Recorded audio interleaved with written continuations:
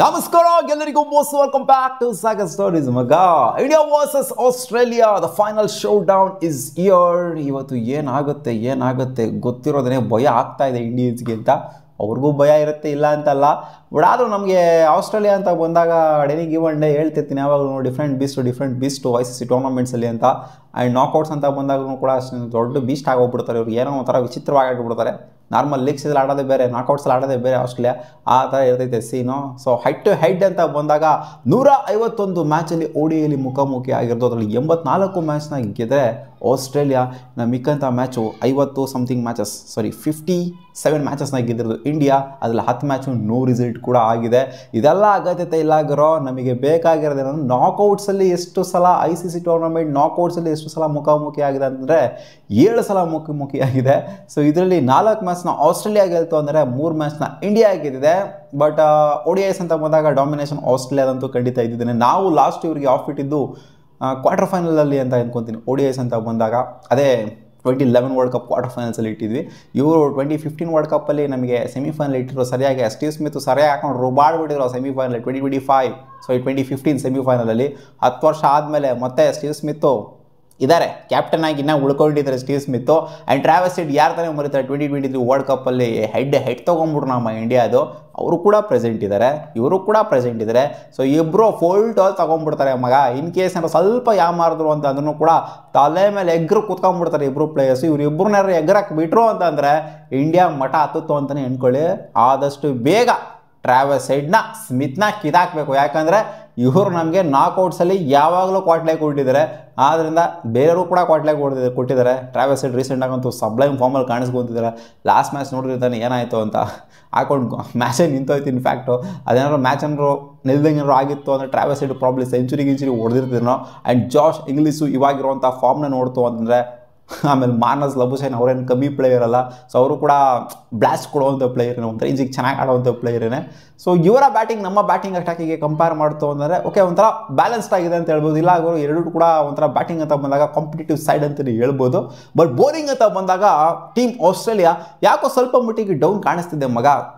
ಯಾಕಂದರೆ series of ಇಂಜುರೀಸ್ಗಳಂತೂ ಆಗಿದೆ ಇವರಿಗೆ. ಅರೌಂಡ್ 6 ಜನ ಇಂಜುರಿ ಆಗಿರೋದು ಓವರಾಲ್ ತೊಗೊಂಡು ನೋಡ್ತಂದ್ರೆ. ಇವಾಗ ರೀಸೆಂಟಾಗಿ ಮ್ಯಾಟಿವ್ ಶಾಟು ಕೂಡ ಇಂಜೋರ್ಡ್ ಆದರೂ ಅವ್ರನ್ನ ರಿಪ್ಲೇಸ್ಮೆಂಟ್ ಆಗಿ ಅನೌನ್ಸ್ ಮಾಡಿದ್ದಾರೆ ಕೂಪರ್ ಅವ್ರನ್ನ. ಸೊ ಅವ್ರನ್ನ ಆಡಿಸುವಂಥ ಸಾಧ್ಯತೆಯೂ ಕೂಡ ಇದೆ. ಲೆಫ್ಟ್ ಹ್ಯಾಂಡ್ ಬ್ಯಾಟರ್ನ ನೋಡೋಣ ಆಡಿಸ್ತಾರಾ ಅಥವಾ ಬೇರೆಯವ್ರನ್ನ ಆಡಿಸ್ತಾರಾ ಅಂತ. ಡೈರೆಕ್ಟಾಗಿ ಸೆಮಿಫೈನಲ್ಗೆ ತೊಗೊಂಬಂದು ಇಳಿಸೋದು ಹೆಂಗಿದೆ. ಒಬ್ಬ ಹೊಸಬ ಪ್ಲೇಯರ್ನ 21 ವರ್ಷದ ಯಂಗ್ಸ್ಟರ್ನ ಅವ್ರನ್ನ ಪರ್ಫಾರ್ಮ್ ಮಾಡಿಬಿಡ್ತು ಅಂದರೆ ಡೈರೆಕ್ಟ್ ಸೆಮಿಫೈನಲ್ಗೆ ಕರ್ಕೊಂಬಂದ್ಬಿಟ್ಟು ಅವ್ರಿಗೆ ಇರೋವಂಥ ಮರ್ಯಾದೆ ನೆಕ್ಸ್ಟ್ ಲೆವೆಲ್ಗೆ ಹೋಗ್ಬಿಡುತ್ತೆ ಮಗ. ಸೊ ಏನೋ ಒಂದು ಮಾಡ್ತಾರೆ ಅಂತ ಕಾಣಿಸಿದೆ. ಒಟ್ಟಲ್ಲಿ ಆಸ್ಟ್ರೇಲಿಯಾದಂತೂ ಸುಮ್ಮನೆ ಬಿಟ್ಕೊಂಡು ಕೊಡುವಂಥ ಮಾತೇ ಇಲ್ಲ ಮಗ. ಇನ್ಫ್ಯಾಕ್ಟ್ ನಾವು ಸೋತಾಗ ಆಸ್ಟ್ರೇಲಿಯಾ ಮೇಲೆ 1 ಸೈಡ್ ಮ್ಯಾಚ್ ಆಗ್ಬಿಟ್ಟು ಸೋಲ್ತೀವಿ. ಬಟ್ ಆಸ್ಟ್ರೇಲಿಯಾ ಏನಾದ್ರು ನಮ್ಮ ಮೇಲೆ ICC ಇವೆಂಟ್ನ ಸೋತಿದ್ದಾರೆ ಅಂತಂದರೆ ಅವರು 1 ಸೈಡ್ ಮ್ಯಾಚ್ ಮಾಡ್ಕೊಳ್ಳಿ ತೀರಾ ಬುಡಕ್ಕೆ ಬಂದ್ಬಿಟ್ಟು ಸೋತಿರೋವಂಥದ್ದು. ಆಸ್ಟ್ರೇಲಿಯಾ ಅಂತೂ ಸುಮ್ಮನೆ ಅಂತೂ ಬಿಟ್ಕೊಂಡು ಕೂಡ ಮಾತೇ ಇಲ್ಲ. ಸೊ ನನ್ನ ಪ್ರಕಾರ ಟಫ್ ಫೈಟ್ ಅಂತೂ ಖಂಡಿತ ಇದ್ದೇ ಇರುತ್ತೆ. ಎರಡು ಕಾಂಪಿಟೇಟಿವ್ ಸೈಡೇನೇ ಆಡ್ತಾ ಇರೋದು. ದುಬೈ ಅಂತ ವೆನ್ಯೂಲಿ ಸೊ ಒಂಥರ ನ್ಯೂಟ್ರಲ್ ವೆನ್ಯೂ ಆಗಿರ್ಬೋದು. ಬಟ್ ಅದು ಸ್ವಲ್ಪ ಸೈಕಲಾಜಿಕಲ್ ಅಡ್ವಾಂಟೇಜ್ ಇಂಡಿಯಾಗಂತೂ ಖಂಡಿತ ಇದೆ. ರೋಹಿತ್ ಶರ್ಮಾ ಅವರು ಒಂದು ಸ್ಟೇಟ್ಮೆಂಟ್ ಕೊಟ್ಟಿದ್ದಾರೆ ಪ್ರೆಸ್ ಕಾನ್ಫರೆನ್ಸಲ್ಲಿ. ಇದೆಲ್ಲ ನಮಗೇನು ಓಮ್ ಅಲ್ಲ ಗುರು, ಏನು ಓಮ್ ಗೀಮ್ ಅಂತ ಹೇಳ್ತಿದ್ದೀರಾ, ಎಲ್ಲರೂ ಬಾಯಿಗೆ ಬಂದಿದ್ದು ಮಾತಾಡ್ತಿದ್ದೀರಾ ಅಂದರೆ ಸುಮಾರು ಕ್ರಿಕೆಟರ್ಸ್ ಎಲ್ಲ ಮಾತಾಡ್ತಾರೆ ಇಂಡಿಯಾಗೆ ಹೋಮ್ ಅಡ್ವಾಂಟೇಜ್ ಥರ ಹೋಗ್ಬಿಡೈತೆ. ಅವ್ರು ಎಲ್ಲೂ ಟ್ರಾವೆಲ್ ಮಾಡ್ತಾರೆ, ಅಲ್ಲೇ ಇದ್ದಿದ್ದ ಜಾಗದಲ್ಲೇ ಆಡ್ತಾ ಇದ್ದಾರೆ, ಹೋಮ್ ಮಾಡ್ಕೊಂಡ್ಬಿಟ್ಟಿದ್ರೆ ಅದನ್ನ ಅಂತೆಲ್ಲ ಮಾತಾಡ್ತಿರೋದನ್ನು ನೋಡ್ಬಿಟ್ಟು ಅವ್ರು ಹೇಳಿದ್ದಾರೆ ನಮಗೆಲ್ಲ ಇದೆಲ್ಲ ಏನು ಹೋಮ್ ಅಲ್ಲ ಆಗೋರು, ನಾವೇನು ಜಸ್ಟ್ ಒಂದು 3-4 ಮ್ಯಾಚ್ ಆಡಿದ್ದೀವಿ ಅಷ್ಟೇ ಬಂದ್ಬಿಟ್ಟು. ಏನು ನಾವೇನು ಇಲ್ಲೇ ಜಾಂಡ ಹೊಡ್ಕೊಂಡು ಕೂತ್ಕೊಂಡಿದ್ವಾ, ಇವಾಗ ಬಂದಿದ್ದೀವಿ, ಇವಾಗ 4-5 ಮ್ಯಾಚ್ ಆಡಿದ್ದೀವಿ ಅಷ್ಟೇ. ನಮ್ದೇನು ಹೋಮ್ ಅಲ್ಲ ಇದು, 4-5 ಪಿಚ್ ಇರ್ತೈತೆ, ಯಾವ ಪಿಚ್ ಕೊಡ್ತಾರೆ ಅಂತ ನಮಗೂ ಗೊತ್ತಿಲ್ಲ ಅಲ್ಲಿ ಅಂತ ಹೇಳಿದರೆ. ಒಟ್ಟಲ್ಲಿ 4-5 ಪಿಚ್ ಇದ್ರೂ ಕೂಡ ಒಂದು 4 ಪಿಚ್ಚಲ್ಲಿ ಇವಾಗ ಆಲ್ರೆಡಿ ಆಡಿದ್ರಲ್ಲ, ಒಂದು ಅಟ್ಲೀಸ್ಟ್ 3 ಪಿಚ್ಚಲ್ಲಾದರೂ ಆಡಿದಾರಲ್ಲ ಇವಾಗ ರೋಹಿತ್ ಶರ್ಮಾ ಅವರು. ಯಾಕಂದರೆ ಮ್ಯಾಚಸ್ಗಳಾಗಿದೆ. ಸೊ ಅದನ್ನು ಸ್ವಲ್ಪನಾದರೂ ತಿಳ್ಕೊಂಡಿರ್ತಾರೆ ಪಿಚ್ ಹಿಂಗೆ ಬಿಹೇವ್ ಆಗುತ್ತೆ ಅಂತ. ಬಟ್ ನಮಗೇನು ಹೋಮ್ ಅಡ್ವಾಂಟೇಜ್ ಥರ ಏನೂ ಇಲ್ಲ ಅಂತ ಹೇಳಿದ್ದಾರೆ. ಬಟ್ ಆದರೂ ಆಸ್ಟ್ರೇಲಿಯನ್ ಟೀಮು ಅದೇ ಹೇಳಿದ್ನಲ್ಲ any given day different beast ಆಗಿ ಹೋಗ್ಬಿಡ್ತಾರೆ ಅಂತ. ರೊಚ್ಚಿಗೆ ನಿಂತ್ಕೊಂಡ್ಬಿಡ್ತಾರೆ ನಾಕೌಟ್ಸ್ ಅಂತ ಬಂದಾಗ. ಮೇಯ್ನಾಗಿರೋವಂಥ ವಿಕೆಟು ಟ್ರಾವಿಸ್ ಹೆಡ್ಡು ಮಗ. ಸ್ಟೀವ್ ಸ್ಮಿತ್ಗಿಂತ ಡೇಂಜರಸ್ ಆಗಿರುವಂಥದ್ದು ಟ್ರಾವಿಸ್ ಹೆಡ್ಡು. ಹೈಟ್ ತಲೆ ಎದುರಿಸೋವರೆಗೂ ಕೂಡ ಗೇಮಲ್ಲಿ ಇರ್ತಾರೆ ಆಸ್ಟ್ರೇಲಿಯನ್ ಟೀಮು. ಹೈಡ್ನೇ ಎತ್ತಬೇಕು. ಆ್ಯಂಡ್ ಸ್ಟೀವ್ ಸ್ಮಿತ್ನು ಕೂಡ ಅಷ್ಟೇ ಕ್ರೂಷಿಯಲ್ ವಿಕೆಟು ಮಗ. ಬಟ್ ಆದರೂ ಕೂಡ ನನಗೇನು ಅನ್ನಿಸಿದೆ ಮಗ, ಆಸ್ಟ್ರೇಲಿಯಾಗೆ ಏನೋ ಆಫ್ ಇಡಬಹುದು ಅಂತ. ಯಾಕಂದರೆ ಅವರ ಬೌಲಿಂಗ್ ಅಟ್ಯಾಕ್ ಅಷ್ಟೊಂದೇನು ಹೆವಿಯಾಗಿ ಕನ್ವಿನ್ಸಿಂಗ್ ಕಾಣಿಸ್ತಿಲ್ಲ. ಇಲ್ಲಿ ಸ್ಪಿನ್ನಿಗೆ ಸಿಕ್ಕಾಪಟ್ಟೆ ಅಸಿಸ್ಟ್ ಇರುತ್ತೆ.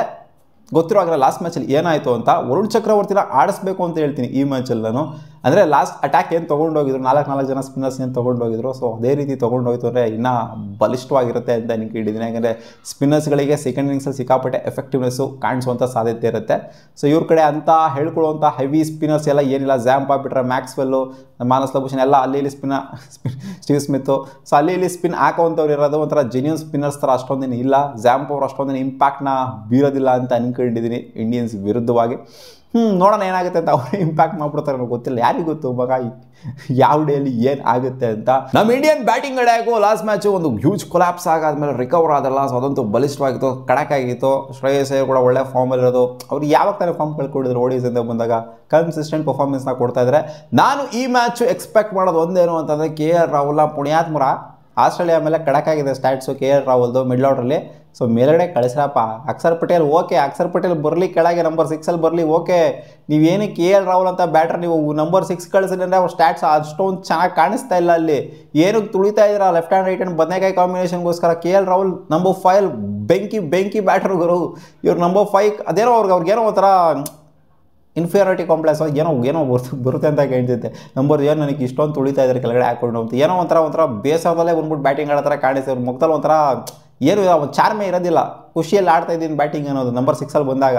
ನಂಬರ್ 5 ಬರಲಿ KL ರಾಹುಲ್ ಏನಕ್ಕೆ ಹಾಕೊಂಡು ತುಳಿತೀರಾ. ಈ ಮ್ಯಾಚು ನಾನು ಎಕ್ಸ್ಪೆಕ್ಟ್ ಮಾಡ್ತೀನಿ KL ರಾಹುಲ್ನ ಅಪ್ತೋಡ್ರು ಬರ್ತಾರೆ. ಏನು ಅಕ್ಷರ್ ಪಟೇಲ್ ಆಡಿಲ್ಲ ಅಂತಲ್ಲ, ಅಕ್ಷರ್ ಪಟೇಲು ಅಲ್ಲಾಡಿದ್ರು ಆಡ್ತಾರೆ, ನಂಬರ್ 6 ಆಡ್ತಾರೆ, ನಂಬರ್ 7 ಆಡಿದ್ರು ಆಡ್ತಾರೆ. ನಾನು ಎಕ್ಸ್ಪೆಕ್ಟ್ ಮಾಡಿದ್ದೀನಿ ಈ ಮ್ಯಾಚ್ ಅಟ್ಲೀಸ್ಟು, ಯಾಕಂದರೆ ಯಾವ ಮ್ಯಾಚಲ್ಲೂ ಕೂಡ ಮೇಲ್ಗಡೆ ಕಳಿಸಿಲ್ಲ ಇವರು, ಮೇಲ್ಗಡೆ ಕಳಿಸ್ಲಿ ಅಂತ ಎಕ್ಸ್ಪೆಕ್ಟ್ ಮಾಡ್ತಾ ಇದ್ದೀನಿ. ಇನ್ನೇನು ವಿರಾಟ್ ಕೊಹ್ಲಿ, ರೋಹಿತ್ ಶರ್ಮಾ, ಶುಭ್ಮನ್ ಗಿಲ್ ಅವ್ರು ಆಡೋ ಸ್ಲಾಟಲ್ಲಂತೂ ಖಂಡಿತ ಆಡ್ತಾರೆ. ವಿರಾಟ್ ಕೊಹ್ಲಿ ಈ ಒಂದು ಟೂರ್ನಮೆಂಟಲ್ಲಿ ಪಾಯಿಂಟ್ ರೀಸನಲ್ಲಿ 2 ಸಲ ಏನೋ ಔಟ್ ಆಗಿದ್ದಾರೆ. ಒಟ್ಟು ಔಟ್ ಆದರು ಅಂತಾರೆ ಒಂದೇ ಥರ ಔಟ್ ಆಗ್ತಾರೆ ಮಗ. ಇಂಗ್ಲೆಂಡ್ ಸೀರೀಸಲ್ಲಿ ಆದಿಲ್ ರಶೀದ್ಗೆ ಸ್ಲಿಪ್ಪಲ್ಲಿ ಕ್ಯಾಚ್ ಕೊಟ್ಬಿಟ್ಟು ಔಟ್ ಆಗೋರು. ಇಲ್ಲಿ ಹೊಡ್ತು ಹೋದರೆ ಈ ಥರ ಪಾಯಿಂಟ್ ರೀಜನಲ್ಲಿ ಔಟ್ ಆಗ್ತಾರೆ, ಕಟ್ಟಡಕ್ಕೆ ಹೋಗ್ಬಿಟ್ಟು ಔಟ್ ಆಗ್ತಾವ್ರೆ. ಆ ಬಾರ್ಡರ್ ಗವಾಸ್ಕರ್ ಟ್ರೋಫಿಲಿ ಹೆಡ್ಜೋಡ್ಕೊಂಡು ಸ್ಲಿಪ್ಪಲ್ಲಿ ಔಟ್ ಆಗೋರು. ಸೊ ಒಂದೇ ಬ್ಯಾಟಲ್ಲಿ ಔಟ್ ಆಗ್ತಾರೆ. ಸೊ ಈ ಮ್ಯಾಚು ಒಂದು ಹ್ಯೂಜ್ ರನ್ ಬರಲಿ ಅಂತ ನಾನು ಎಕ್ಸ್ಪೆಕ್ಟ್ ಮಾಡ್ತೀನಿ ಕೊಹ್ಲಿ ಅವರ ಬ್ಯಾಟಿಂದ, ಓಪನರ್ಸ್ಗಳ ಬ್ಯಾಟಿಂದ. ಒಳ್ಳೆ ಟಾಪ್ ಆರ್ಡರ್ ಕಾಂಟ್ರಿಬ್ಯೂಟ್ ಮಾಡಬೇಕು ಮೈನಾಗೆ, ಯಾಕಂದರೆ ಇವರ ಟಾಪ್ ಆರ್ಡರ್ ಅಂತೂ ಸಿಕ್ಕಾಪಟ್ಟೆ ಬಲಿಷ್ಠವಾಗಿ ಕಾಣಿಸ್ತಿದೆ. ನೋಡೋಣ ಅದೇನಾಗುತ್ತೆ ಅಂತ. ಏನು ಹೇಳಬೇಕು ಅಂತ ಗೊತ್ತಾಗ್ತಿಲ್ಲ ನನಗೆ ಇಂಡಿಯಾನ ಆಸ್ಟ್ರೇಲಿಯಾ ಅಂತ. ಬಟ್ ಫೈಟ್ ಅಂತೂ ಇರುತ್ತೆ ಅಂತ ಎಕ್ಸ್ಪೆಕ್ಟ್ ಮಾಡ್ತಾ ಇದ್ದೀನಿ ನಾನು. ಆಸ್ಟ್ರೇಲಿಯಾ ಸುಮ್ಮನೆ ಬಿಟ್ಕೊಂಡು ಕೊಡೋ ಮಾತೇ ಇಲ್ಲ ನನ್ನ ಪ್ರಕಾರ. ಸುಮ್ಮನೆ ಅಂತೂ ಬಿಟ್ಕೊಂಡು ಕೊಡೋಲ್ಲ. ಸೋತನು ಕೂಡ ದಿಲ್ ತೋರಿಸ್ಬಿಟ್ಟು ಸೋಲ್ತಾರೆ. ಅದೇ ನಮ್ಮ ಇಂಡಿಯನ್ರು ಸೋಲೋ ಥರ ಆಯಿತು ಅಂತ ಅಂದ್ಕೊಳ್ಳಿ, ಒನ್ ಸೈಡ್ ಸೋತೋಗ್ಬಿಡ್ತಾರೆ.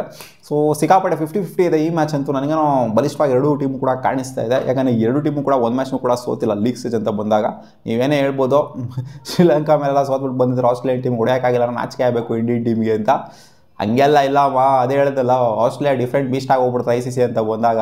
ಅಷ್ಟೆಲ್ಲ ನಾಯಿ ಹೊಡ್ದಂಗೆ ಹೊಡೆದ್ರ 300 ಪ್ಲಸ್ ಎಲ್ಲ ಚೇಸ್ ಔಟ್ ಮಾಡಿದರೆ ಹಾಕೊಂಡು ಗುಮ್ಮಿದ್ರೆ ಸರಿಯಾಗಿರೋಂಥ ಆಸ್ಟ್ರೇಲಿಯನ್ ಟೀಮ್ ಇದು. ಸುಮ್ಮನೆ ಅಲ್ಲ. ಬ್ಯಾಟಿಂಗ್ ಅಂತೂ ಕಡಕಾಗಿದೆ. ಬೌಲಿಂಗಲ್ಲಿ ಇಲ್ಲಿ ಸ್ವಲ್ಪ ಇರ್ಬೋದು ಅಷ್ಟೇ, ಮ್ಯಾಚಪ್ ಮಾಡ್ಕೊತಾರೆ ಬ್ಯಾಟಿಂಗಲ್ಲಿ. ಒಟ್ನಲ್ಲಿ ಅದೇ ಟ್ರಾವಸ್ ಸೈಡು ಮೈನ್ ವಿಕೆಟ್ ಹೋಗಿರು, ಅವ್ರನ್ನ ತೆಗೆದ್ರು ಅಂತಂದರೆ, ಸ್ಮಿತ್ನ ತೆಗೆದ್ರು ಅಂತಂದರೆ ಮ್ಯಾಚ್ ನಮ್ದೇ. ಯಾವ ಜಾಸ್ ಇಂಗ್ಲೀಷ್ ಇರಲಿ ಏನೇ ಇರಲಿ ಏನೂ ಮಾಡೋಕ್ಕಾಗಲ್ಲ. ಅವ್ರಿಬ್ಬರು ವಿಕೆಟೇ ಮೈನ್ ವಿಕೆಟು. ನೋಡೋಣ ಅದೇನಾಗುತ್ತೆ ಅಂತ. ನನ್ನ ಅನಿಸಿಕೆ ಇಂಡಿಯಾ ಗೆಲ್ತಾರೆ ಅಂತ, ಕ್ಲೋಸ್ ಮಾರ್ಜಿನಲ್ಲಿ ಗೆಲ್ತಾರೆ ಅಂತ ಅನ್ನಿಸ್ತೆ. ನಿಮ್ಮ ಅನಿಸಿಕೆ ಕಾಮೆಂಟ್ ಸೆಕ್ಷನಲ್ಲಿ ಹಾಕಿ. ಉಬಾ.